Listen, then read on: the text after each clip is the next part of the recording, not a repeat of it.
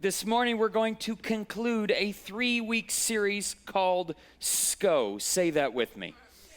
I'm so glad it is only 3 weeks because that is a really stupid title. You see, SCO is a ridiculous expression I use all the time. It means let's go, but I say SCO because we don't have time to say let. Say it again with me. The series is based on the first 3 verses of Hebrews chapter 12. The passage reads, "Therefore, since we are surrounded by such a great cloud of witnesses, let us throw off everything that hinders and the sin that so easily entangles, and let us run with perseverance the race marked out for us, fixing our eyes on Jesus, the pioneer and perfecter of faith. For the joy set before him, he endured the cross, scorning its shame, and sat down at the right hand of the throne of God. Consider him who endured such opposition from sinners, so that you will not grow weary and lose heart." During the first week of our series, the writer of Hebrews challenged us to get rid of anything and everything that's getting between us and God. Anything and everything. And that might be a good thing, because sometimes good things get in the way of great things. Last week, our author warned us the race will be hard. We'll face detours, obstacles, problems, pain. So if we're going to run this race to the end, we have to recognize going through pain is inevitable, growing through it is optional. This week, I'm going to sum up this series by challenging you, in light of all that we've talked about and in light of all that Jesus has done. Run to Jesus, like Jesus, with Jesus. Before we return to Hebrews 12, let's pray together. Lord, draw us close to you in spirit, that we might hear your voice. Draw us close to you so you won't have to shout. I pray you quiet our lives so we can listen and receive today. But if that doesn't work, by all means, go ahead and shout. Hoot, holler, whoop, and roar. Some of us need to be roused from stupor and stirred to action. So may your word break through our stubborn psyches, that we might see the opportunity that lies before us to take our souls seriously, to stop settling for a half-lived life of compromise and throw ourselves into a life of faith in Jesus. We pray this in the name of King Jesus, who came running after us even when we were running the other direction. Amen. As we've seen through our series, the writer of Hebrews uses a sports metaphor. The life of faith is like a race. If we're going to run this race to win, it's going to take training. It's going to take endurance. It's going to take focus. It's going to take passion. You've got to want it. You've got to develop a steely determination if you want to get the prize. The problem is, a lot of us claim to run after Jesus, but in fact, we're lounging in the locker room sipping Gatorade. Look, different messages require me as a communicator to adopt different tones. When the subject is grief, the most appropriate tone may be more pastoral, as a shepherd. When the subject is joy, the tone should be upbeat. When the subject is sex, I should get a guest speaker. But since the writer of Hebrews hands us an athletic metaphor, I decided today I'm going to talk to you like a coach. It's Coach Troy.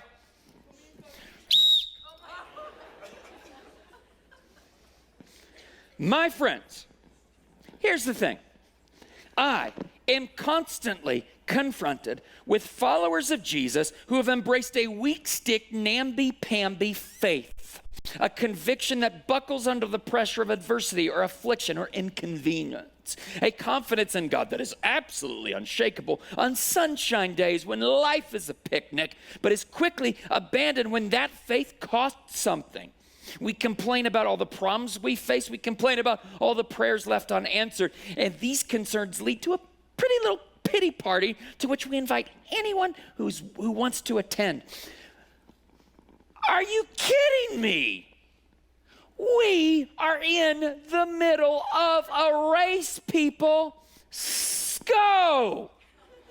Look, your complaints and concerns are real, and they deserve measured consideration in our journey of faith. But I suspect there are more than a few of you here who need Coach Troy to look you in the eye, tell you to peel yourself up off the floor, and run to Jesus like Jesus with Jesus.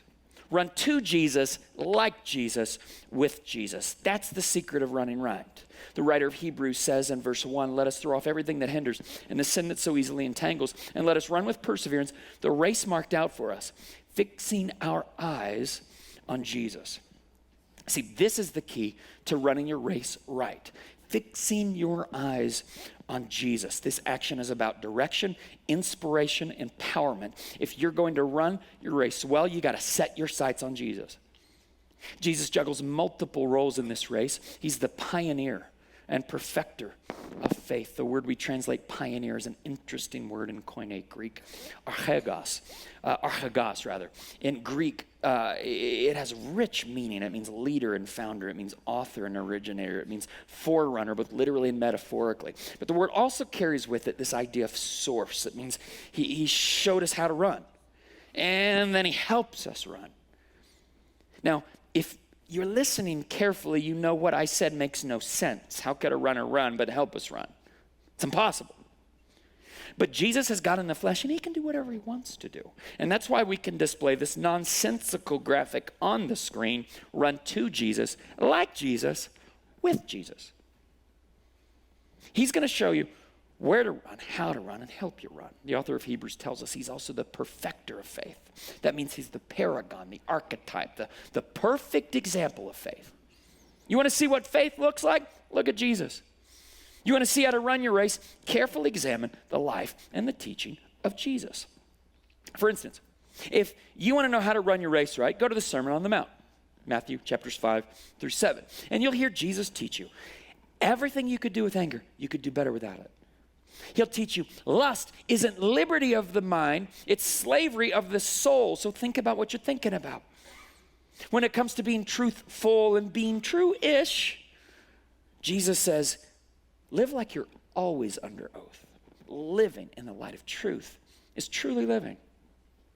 When you have a colleague who ridicules your work, when you have a boss who can't say anything nice, when you're fed up with your mom's relentless nagging, when everything in you wants to let him have it, everything in you wants to turn the tables and give him a taste of your own medicine, Jesus says, turn the other cheek. He says, don't fight back, love back.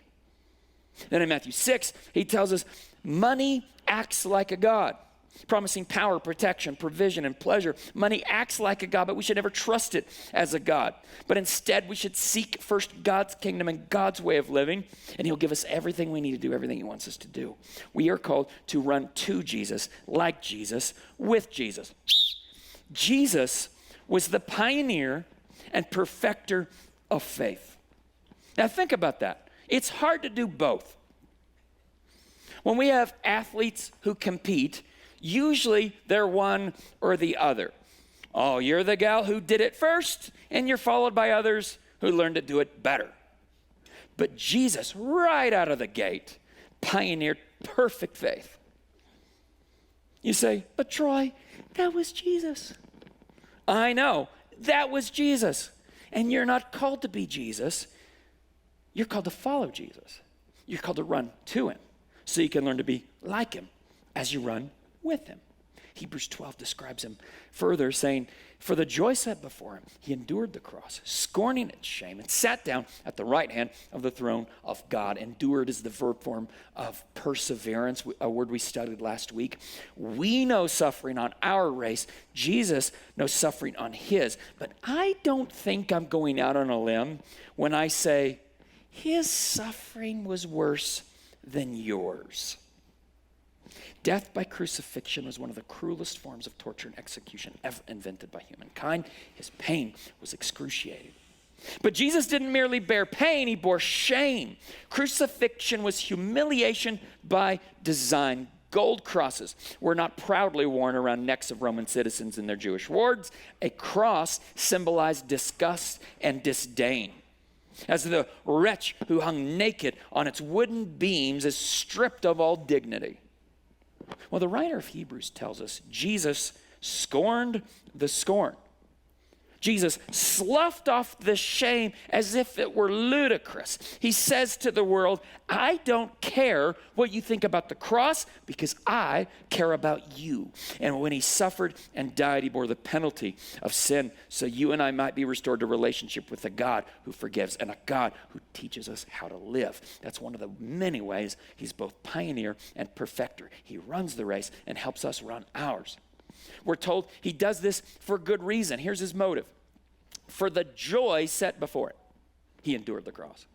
Many scholars will say that joy that was set before him was the opportunity to sit at the right hand of God the Father's throne. And that may be true, at least in part. But think about it. The fact of the matter is, Jesus was already at the right hand of the Father. Philippians 2 tells us he gave up that right when he went to the cross. So what's the joy set before Jesus? What was the one thing he didn't have there that he would have there if he endured the cross? You know what it is? It's you. It's me. We're the joy set before him.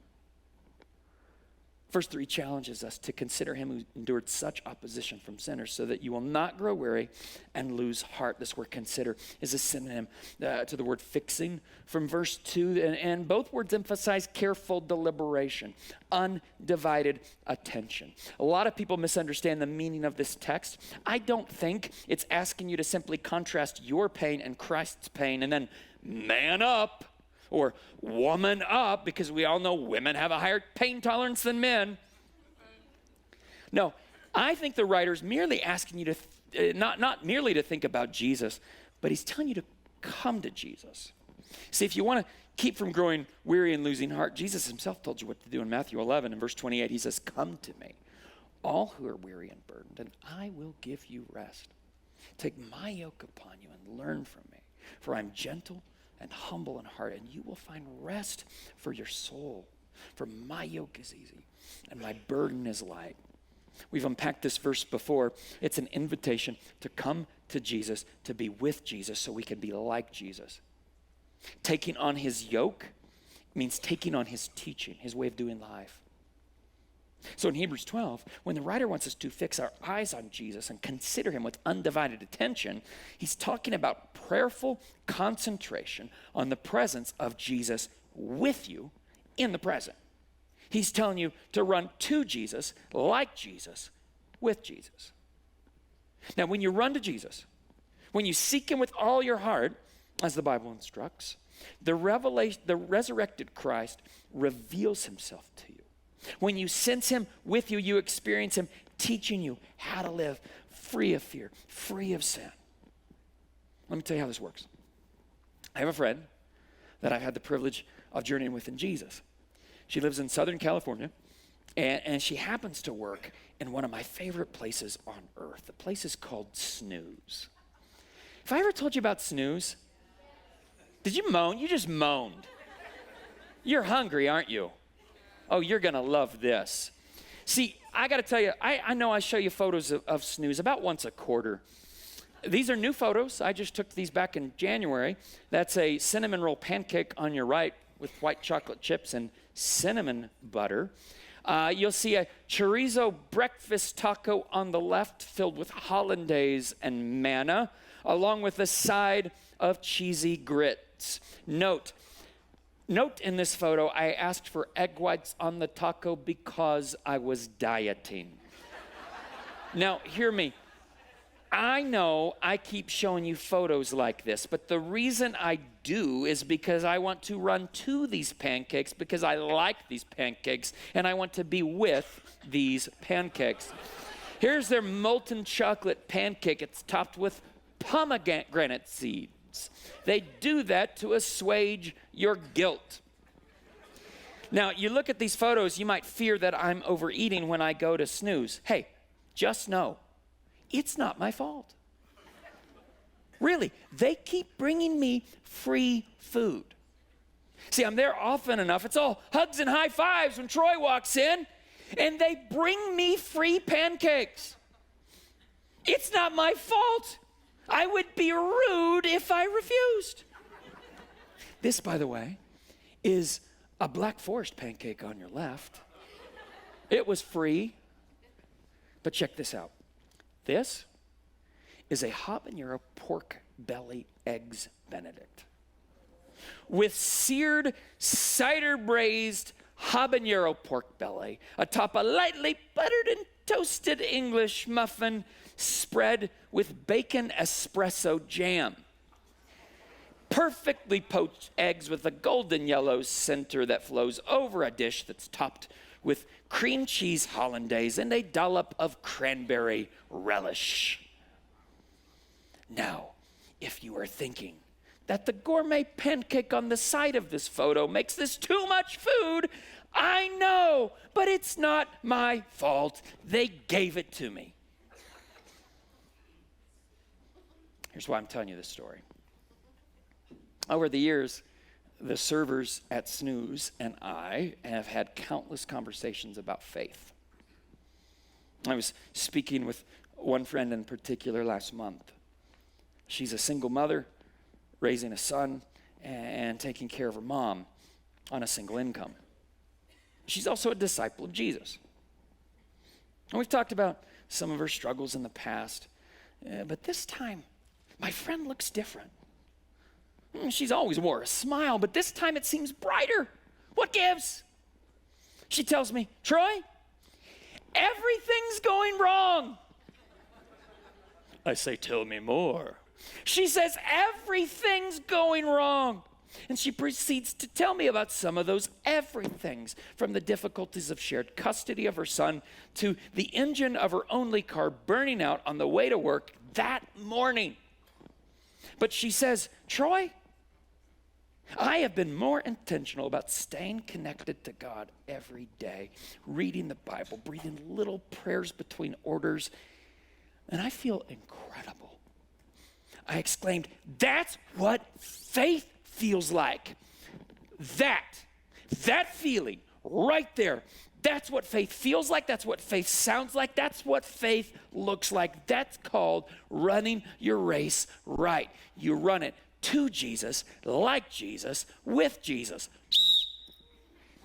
Now, to illustrate that kind of faith, I'm going to take you to a psalm. It's Psalm 16.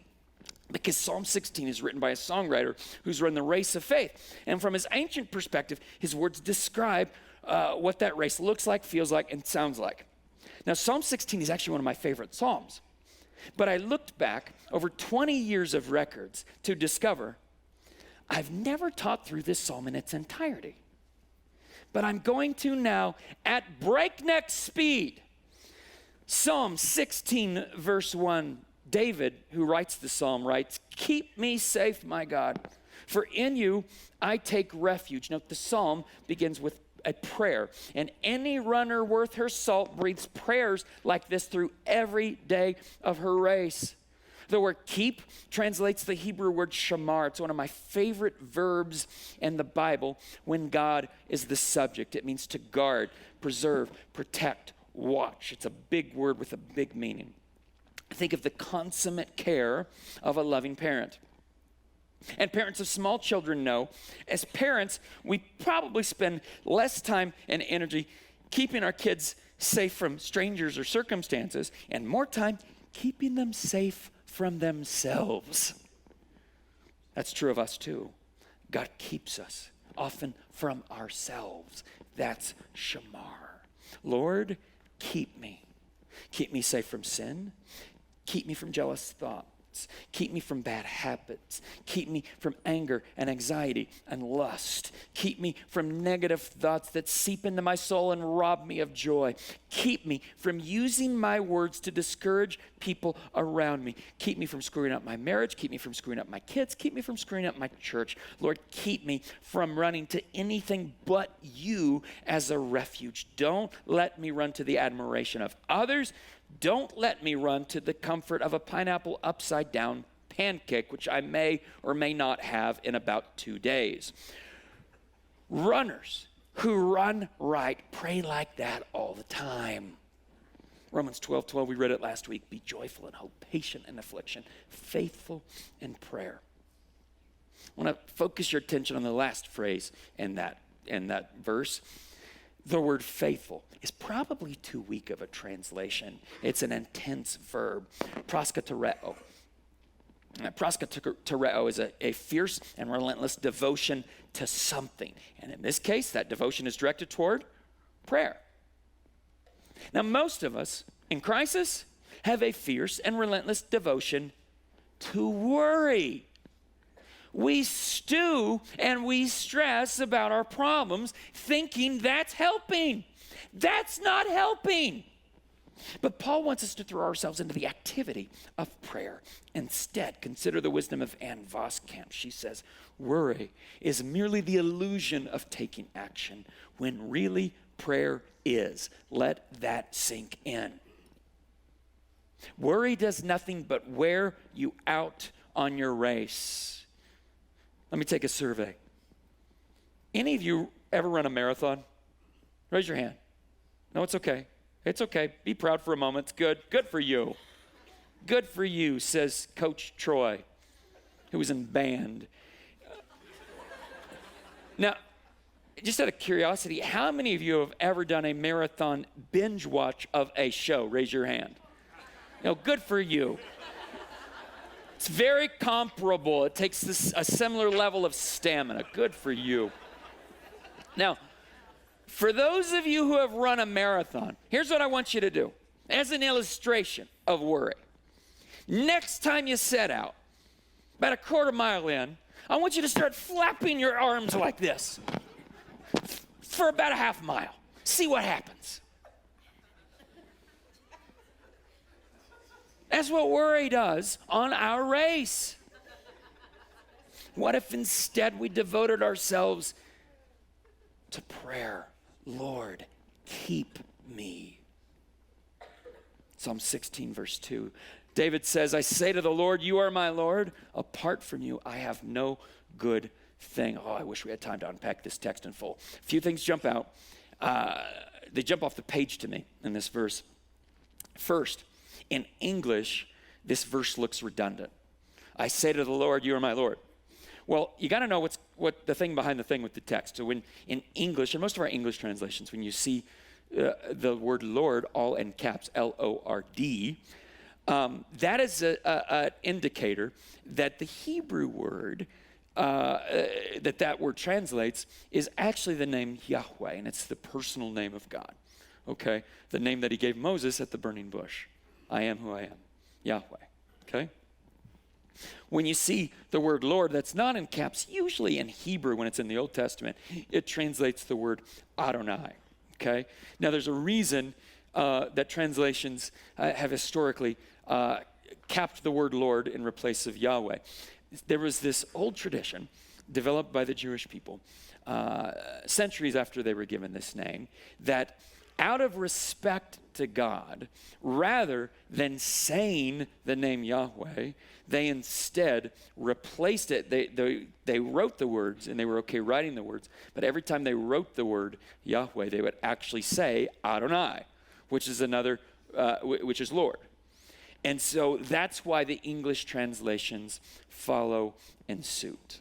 Okay, God never required that we do that, but the Jewish people, out of respect to God, started to do that. In fact, when I was a Hebrew student some 20 years ago, that's how I learned to read texts. When we read through Hebrew texts, every time I saw the name Yahweh, I was trained to read Adonai, okay? Now, I want you to understand what's going on in the text. He says to God, calls him by his personal name, and with great excitement, he says, you are my Lord. Now, when you see that word Lord, Adonai, it emphasizes God's role as Lord, as King, as Master. A king like that has a will that must be obeyed. Basically, what David is saying as he's running his race right, you are my Lord, and I'm excited about obeying you. Moms, I want you to imagine your 6-year-old bragging to his friends, I love obeying my mom. Everything goes better for me when I listen to mom.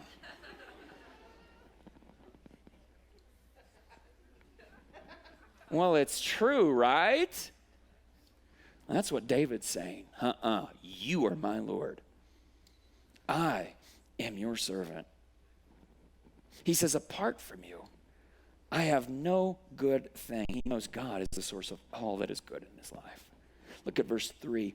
I say of the holy people who are in the land, they are the noble ones in whom is all my delight. Now, this is a tricky text to exposit, but I'll make it quick. It means David takes delight in people who are faithful to God. They're the people he runs with, his posse.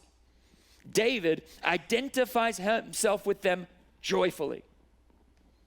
This week, out of the blue, I got 2 phone calls from my 2 oldest friends in the world. One of them I met when I was 4, and the other one I met when both are passionate followers of Jesus, and both shared with me stories of the race that they are running and wanted to hear about the race that I am running. I'm telling you, there's nothing like the experience of spiritual friendship. People who love God and love you running the race with you.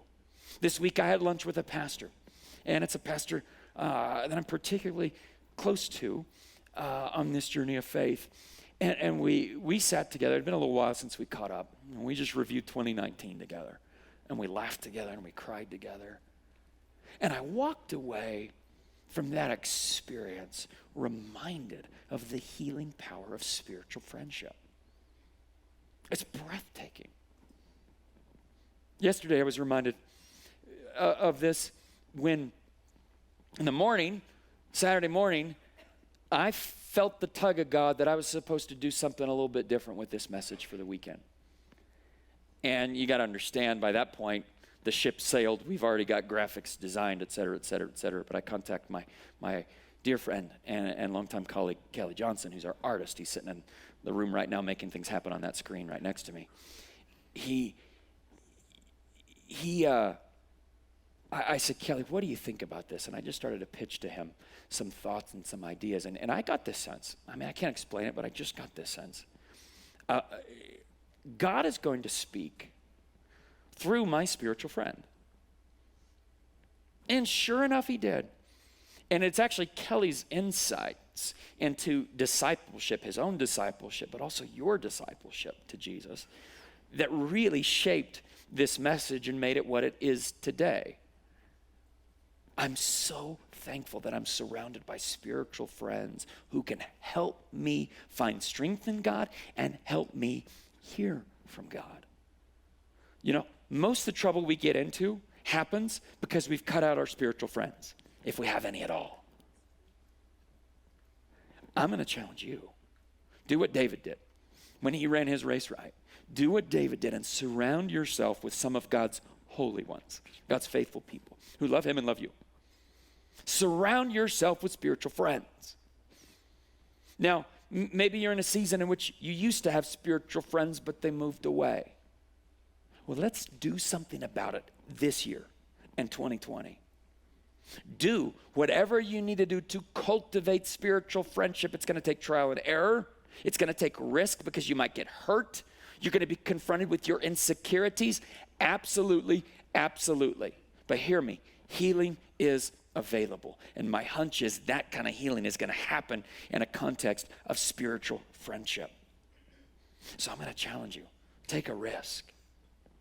Listen to what Eric said earlier when he talked about our small groups. Not everybody has to be in a small group to have spiritual friendship, but I found as a pastor, small groups are usually the best way for someone who's new to a community of faith to enter a community of faith. Take a risk. Take a risk. Check out our small groups. Before you leave, at that stage area in the cafe, we're going to have a list of small groups we'd like to tell you about that are just starting. And we want to encourage you to dive in to spiritual community. Look at verse 4. David writes, those who run after other gods will suffer more and more.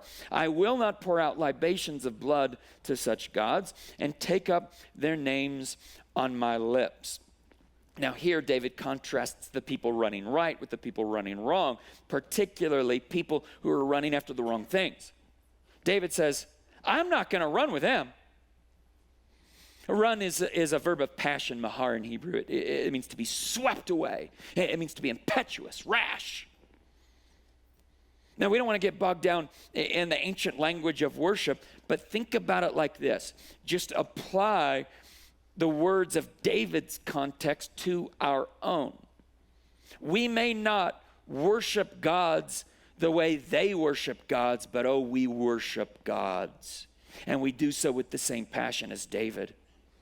They're just different gods. We worship the God of success. We put our trust in a God of acceptance. We put our trust in a God of romance. Different gods. We put our hope in them just the same. Verse 5, David says, Lord, you alone are my portion and my cup. You make my lot secure. Lot, in its most basic sense, is the plot of land that you were allotted. So think of in the early days of the people of God settling into Canaan land and Joshua under God's direction, they divide up the land, clan by clan, family by family, and you get this plot of land and you get this plot of land, and your land's a big deal to you, okay? And eventually, this whole idea of your lot in life became known as all that God gave you, right? Well, here's what David says. David makes this claim. Actually, God, you are my lot. You are my portion. You are my cup. Now, that's interesting because originally only the Levites could make that claim. So the Levites were one of the 12 tribes of Israel. And when the people settled the land, the Levites, out of the 12, were the only tribe that didn't get any land. It's because they were appointed to be priests of God, working for God. And what God promised them was this. Instead of land, he says, you get me. And thereby God promised to take care of those families for generations, even without land to tend and till. Now, eventually, other tribes of Israel started to make that claim for themselves. Why? Probably because they knew the Levites got the better deal.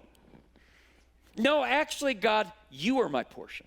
You are my cup. You are my provision. David says, you make my lot secure. You will give me everything I need to do, everything you want me to do. Look at verse 6. The boundary lines, David says, have fallen for me in pleasant places. Surely I have a delightful inheritance. David looks at all that he has and he sees it as a gift from God. And he sees it with gratitude.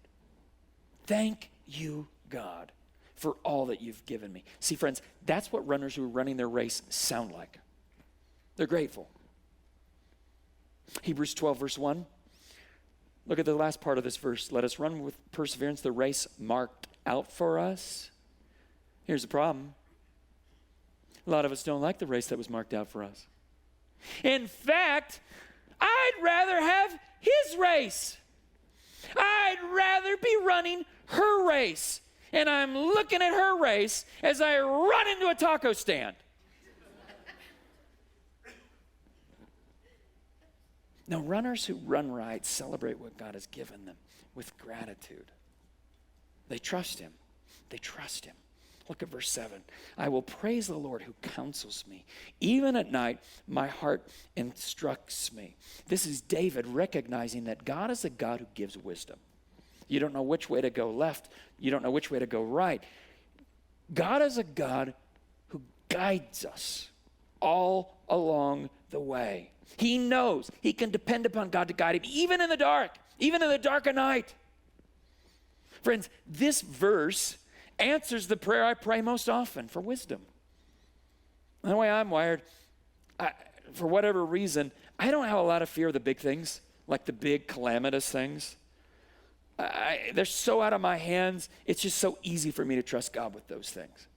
You know what my problem is? My lack of faith centers on the little things, especially the things that I have control over. I'm scared I'm going to screw it up. Oh God, oh God, oh God, oh God, oh God. David says, I will praise you, God, because you counsel me.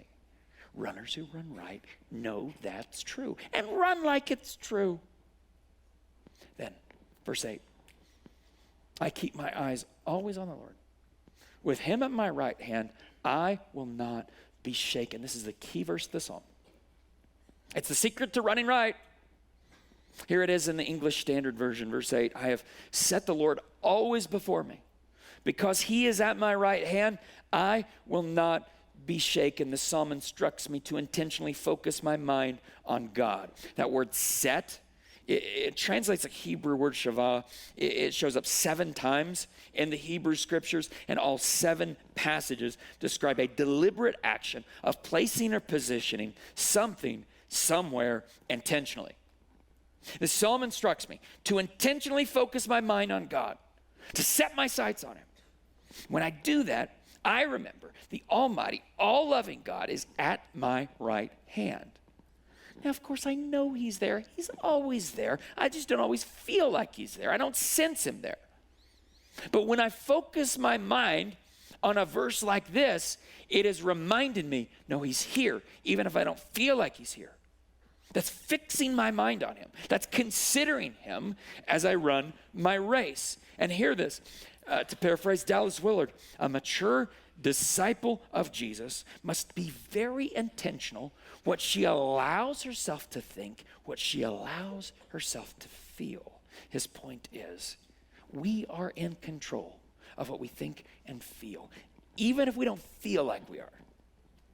But when I walk through a difficult day actively remembering that God is at my side, he keeps me from being shaken. That's the point of the verse. When I intentionally set my sights on him, he keeps me from being shaken. I don't know about you, but I'm sick of being shaken. I don't want to be shaken by anxiety or stress. I don't want to be shaken by bills or broken relationships. When I set the Lord before me, I internalize the belief that God is with me. And if God is with me, I don't have to be afraid. I don't have to worry about not being talented enough, not having enough time, not having enough money. When I set the Lord before me, nothing's going to shake me. What's shaking you? What's shaking you these days? Maybe you're in a season of suffering that's shaking you. And seasons of suffering when things aren't going our way. Have you noticed your fuse is shorter? Have you noticed you're more easily frustrated? Have you found yourself blaming others and grumbling about all the incompetent idiots around you? If so, grace to you, but I don't think you're running right. Here's an observation of my soul. If I'm grumbling, I'm not running right. If I'm fearful or frustrated, I'm not running right.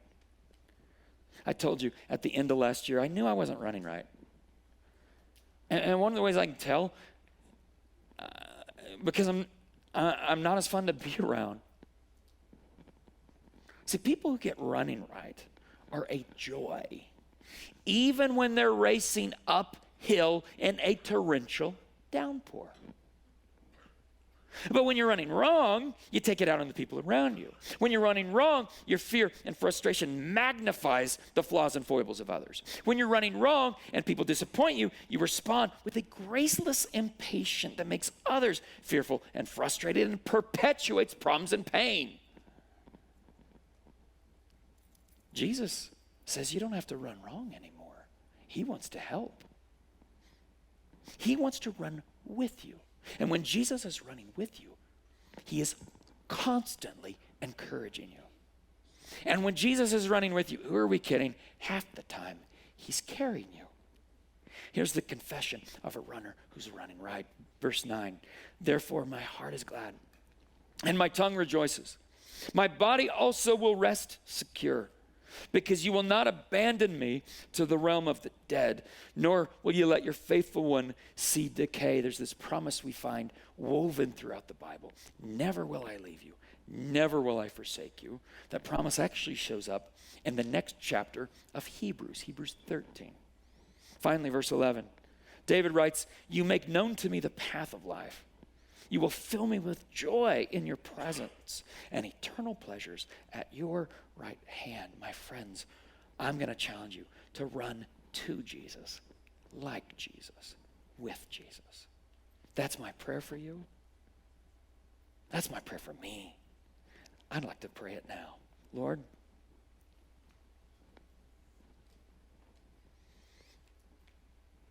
I pray you give us the faith to run our race right. Give us the faith to fix our eyes on you in very practical ways throughout a day. Help us to realize this is not something we do generally. This is something we do specifically. And we find intentional, creative ways of fixing our hearts and our minds on you throughout a day so we can run our race right. Help us to find those ways of doing that.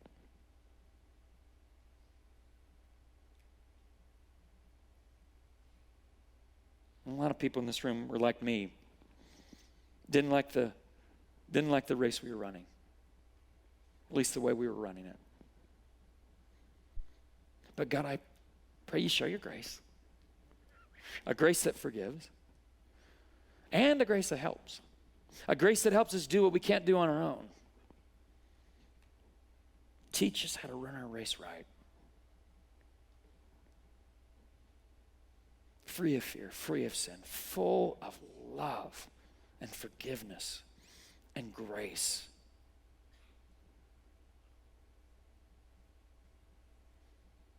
Some people listening to this message right now have had a really stagnant race. In fact, some of us have been detoured. Lord, let us see this message as a sign. Get back on track. Calling us to get back on track. Some of us have become so weary. We've lost strength and we've stopped running. Lord, I pray this message is a reminder, though we're exhausted, though our souls are weary, there are things we can do to focus our mind and our hearts on you today and tomorrow and the next. I pray you give my friends the faith to do that, and when they do, I pray you lift them up. I pray you dust them off so they can get back into the race. Lord, I pray they sense your gentle encouragement. And for those who need it, may they hear the very direct words of you as coach saying, come on, let's do this.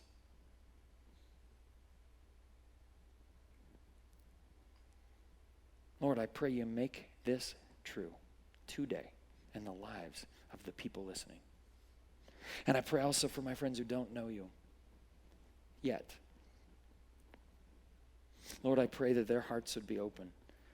Their eyes would be open to see who you really are. All your love, forgiveness, your grace, your truth. And I pray they'd find the faith to trust you, to entrust their entire lives to you. I pray this in the name of King Jesus. Amen. Okay, can we talk homework? I got 2 assignments for you this week. Here's the first one. As a way to run your race to Jesus, like Jesus, with Jesus, I'm going to invite you to immerse yourself in Psalm 16. Immerse yourself in it. I mean, step into it and walk around in it. There are passages in the Psalm that are a little tricky. You'll be all right. You'll figure it out. Really. Dive into this Psalm and see what God says to you. Now, there are a number of ways you can do this. You can do it all in one sitting. Maybe you take just a verse a day and ponder that verse and what that means. Now, here's the deal. You got to ponder it with Jesus. Just on your own, not in your own way, in your own intellect. Well, it certainly will involve intellect, but do it in partnership, prayerful partnership with Jesus. And look to him and say, Lord, what do you want me to learn? What do I need to know when I look at verse 1? What do I need to pray when I look at verse 2? Immerse yourself in Psalm 16 and see what happens. That's what happened to me yesterday. That's why you got the sermon you got today. Yeah, most of you know I have this discipline that usually once a week on my writing days when I'm writing these messages, I have this discipline where I set my phone to buzz every hour. And whatever I'm doing, usually when I'm writing, I will stop what I'm doing and I'll return to my prayer journal. I have this prayer journal I just keep on my computer. It's just a Microsoft Word document. It's nothing fancy. And every hour I just keep a log and I return to a passage of Scripture at that hour. So yesterday I was working through Psalm 16 all day. So I started with verse 1. Read it. I said, Lord, what do you want me to learn here? And I just start typing my prayers to God. So it's a prayer journal. It's not Dear Diary. It's a prayer journal. And I'm saying, Lord, what about this? Tell me about that. What would you like for me to see there? And I find the actual act of doing that, of typing it, focuses my thoughts. Heck, you might find it helpful for you. Put it into practice, see what happens. Okay, that's your first assignment. Here's your second one. Ready? Be baptized. Be baptized. Baptism is the New Testament, biblically prescribed way of saying to God and to the world, I'm in. I have put my trust in Jesus. That's the biblically prescribed way of doing so. And if you haven't been baptized and you're at that point where you put your trust in him, I want to encourage you to do so. First, I want to talk to those of you who are new to faith.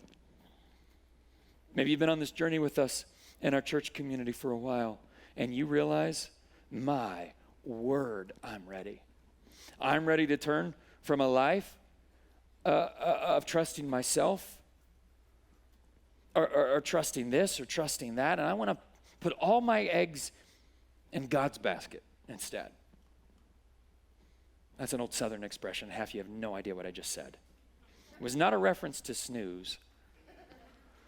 No, you want to say, God, I want to put my hope in you.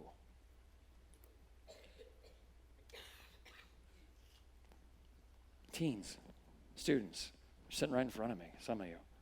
I want to encourage you.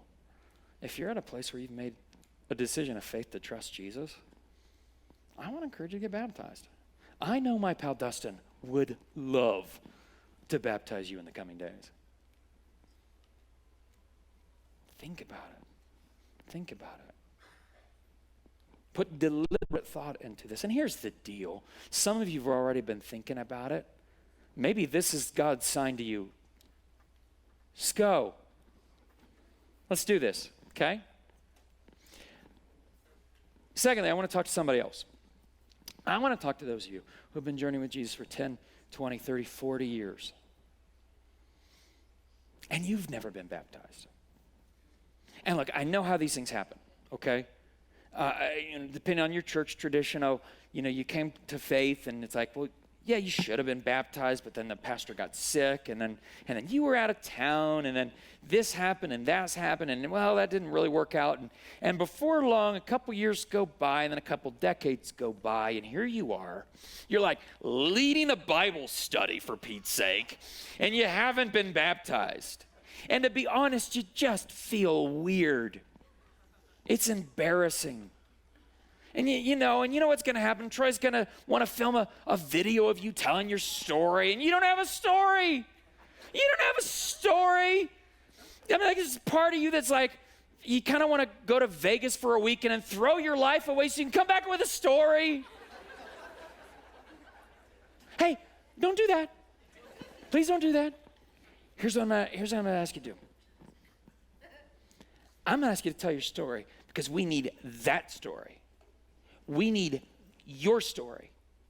We need stories of people who are saying, I am getting baptized today because God has proven his faithfulness to me over the last 10 years or 20 years or 30 years. He's proven himself faithful to me even when I haven't been faithful to him.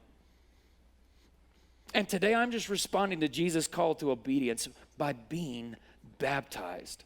I take my faith seriously. Now see, that's the kind of video we need as well. Do you hear me? So if you haven't been baptized yet and you're a follower of Jesus, I want you to consider doing this right now, this season. Go. Here's what you can do. We have connection cards in the seat backs in front of you. You could fill out that, give us your information. You flip it over. There's a box on the back. Right at the top, it says baptism. Check. You could check that. If you don't have a seat back in front of you, like those of you who are in the overflow, wow, thanks for being there way in the back. You're way in the back. Hi. And it's so, I know we should have had 5 services and we didn't do it, and we should have. So thanks for being back there. You don't have any connection cards, so here's what I want you to do. Send us an email, info@capitalchurch.com. Tell us you'd like more information about getting baptized. We'll contact you this week. You hear me? And don't wait.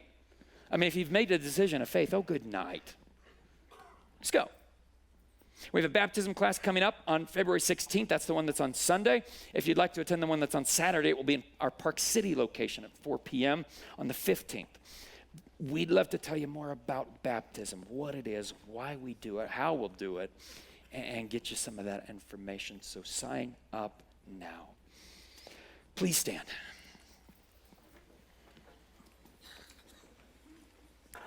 Here's a verse for the week, Psalm 16, verse 8. I read it to you earlier, so I won't read it again. But friends, I think this is one you'll want to commit to memory.